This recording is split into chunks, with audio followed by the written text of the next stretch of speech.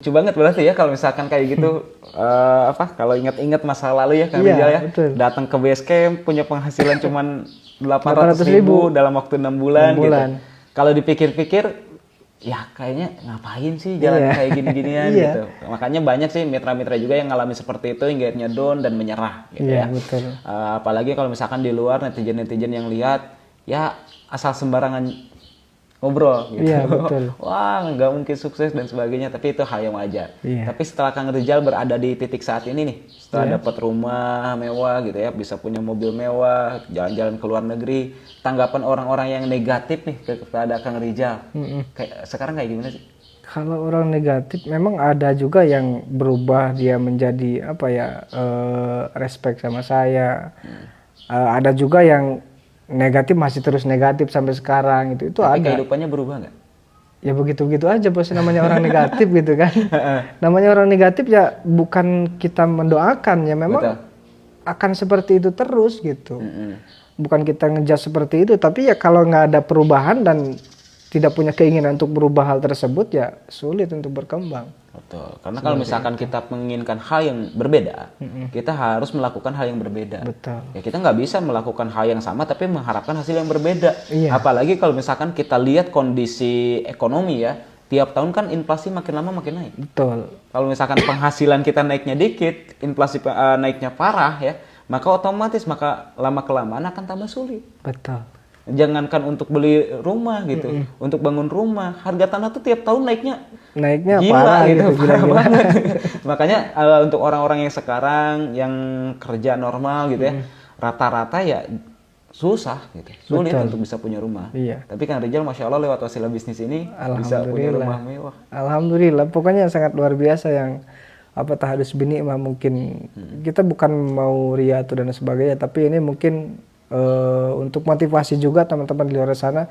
Intinya kita jangan pernah menyepelekan pekerjaan orang lain begitu, karena belum tentu apa yang kalian lihat itu sama seperti yang kita lihat. Karena yang saya lihat ini, usaha ini, bisnis PTBS ini sangat luar biasa dan bahkan bisa membuat saya sampai berada di titik sekarang ini.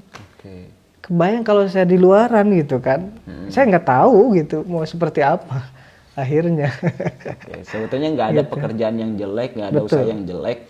Cuman terkadang kita juga harus berpikir, Iya. kalau seandainya apa yang kita lakukan ini tidak bisa merubah nasib, ya mau sampai kapan gitu. Iya. Saya pernah lihat video podcastnya Pak Deddy Corbuzier dengan salah satu konglomerat di Indonesia Oh gitu ya. iya. Tapi shortnya, video Iya, pendeknya. iya. Nah, beliau menyatakan dengan begitu bisa dibilang sombong, dibilang apa gitu. Iya. Karena saking kayanya gitu, Deddy Corbuzier kan nanya kamu kan udah kaya nih, udah kayanya kaya banget gitu ya. Ngapain kerja kan? Kamu berarti udah nggak kerja dong? Udah kerja. Saya tetap kerja katanya. Kerja ngapain, kan kamu udah kaya banget gitu, mau beli apapun ya tinggal beli gitu. Iya. Nah kata beliau, ya saya kerja tetap ke kantor, ya kerjanya ngapain? Coba apa jawabannya? Apa sih? Nyemangatin ini ya karyawannya. Memotivasi karyawannya supaya semangat kerja gitu. Oh berarti bagus dong kalau misalkan kamu nyemangatin mereka bahwa mereka bisa ngerubah nasib lah, atau misalkan bisa menafkahi keluarga dan lain sebagainya. Kan biasanya motivator kayak gitu ya, motivasi kayak gitu. Tapi belum menyampaikan, bukan itu yang disampaikan. Yang disampaikan kamu semangat kerja supaya saya bisa beli Ferrari, supaya saya bisa beli ini lagi, beli itu lagi. Luar biasa. Kalau kayak gitu tuh karyawan kamu pada don, ya biarin aja. Kalau misalkan don ya udah nggak usah jadi karyawan saya. Sesimpel itu berarti ya. Iya, berarti artinya apa? Kita ya kalau misalkan kita bekerja untuk orang kaya, ya otomatis orang kaya itu makin kaya. Betul. Dan kita bisa nggak makin kaya? Tergantung gitu. Makanya saya ketika jalankan bisnis ini prinsip saya nggak masalah saya mengayakan owner saya mengayakan orang yang mengajak saya ke bisnis ini gitu. Karena yang jadi masalah tuh ketika saya bergabung ke bisnis ini saya nggak bisa merubah hidup. Iya. Nah, tapi kalau misalkan di bisnis ini saya bisa merubah hidup, nggak masalah menguntungin owner, menguntungin siapapun. Yang terpenting bisa nggak saya mewujudkan impian-impian saya, bisa lunas hutang, bisa punya mobil, bisa punya rumah, bisa jalan-jalan ke luar negeri, bareng istri, mengumrohkan keluarga dan lain sebagainya. Dan alhamdulillah itu semua tercapai lewat Islah PTBS. Luar biasa ya bos. Oke. Jadi banyak orang yang bisa merubah keadaan. Alhamdulillah. Betul. Jadi ada pun yang negatif ya biarlah. Iya. Gitu. Karena rata-rata orang yang negatif kehidupannya ya masih gitu-gitu aja. Malah sekarang kondisi, pernah nggak Kang Rizal yang negatif tiba-tiba nge-WA atau datang ke tempat Kang Rizal, nah, pinjam duit? Sering terjadi Mas. Sering terjadi gitu, sering terjadi. Iya. Terkadang aneh, dulu kamu jelek-jelekin saya gitu. Tapi sekarang datang minta-minta buat pinjam uang dan sebagainya. Pernah nggak ngasih pinjam? Kalau ngasih pinjam saya jarang sih kalau ngasih pinjam. Kalau saya pernah ngasih pinjam kepada orang yang seperti ini tuh rata-rata nggak balikin. Ya, nanti ujungnya gitu lagi gitu kan. Uang di luar ya lumayan lah gitu. Ya. Jadi intinya untuk sukses berarti apa yang harus diperlukan nih Kang Rizal? Untuk sukses banyak sih yang harus diperlukan. Pertama mungkin kita merubah cara berpikir kita. Terus apalagi ya?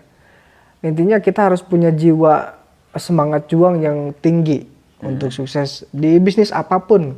Di bisnis apapun ini berlaku juga. Yang penting kita memaksimalkan apa yang harus kita kerjakan. Selesaikan sampai betul-betul kita tuntaskan pekerjaan kita.